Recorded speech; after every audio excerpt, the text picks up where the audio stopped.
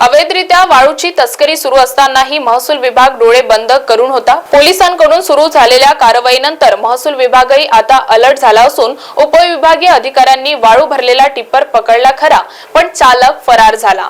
ही कारवाई 26 मे रोजी अलीपूर ते धोत्रा रस्त्यावर केली। अलीपूर ते धोत्रा चौरस्त्यावर दुपारच्या सुमारास उपविभागीय अधिकारी शिल्पा सोनाली यांनी MH36F1827 क्रमांकाचा टिप्पर पकडला। टिप्परची पाहणी केली असता त्यात वाळू भरलेली दिसून आली। वाहन चालकाने मात्र तेथून पळ काढला। नारायण सुभाष मडावी असे ट्रॅक्टर मालकाचे नाव आहे। MH32A0603 क्रमांकाच्या ट्रॅक्टर मधून वन विभागाच्या अखत्यारीत येणाऱ्या नदीपात्रातून वाळू उपसा करून चोरटी वाहतूक करीत असल्याचे दिसून आले। वन विभागाच्या अधिकाऱ्यांनी कारवाई करीत चालकास ताब्यात घेत मालकाविरुद्ध गुन्हा दाखल करीत ट्रॅक्टर जप्त केला आहे। महाराष्ट्र टीव्ही 24 साठी सतीश काळे, वर्धा।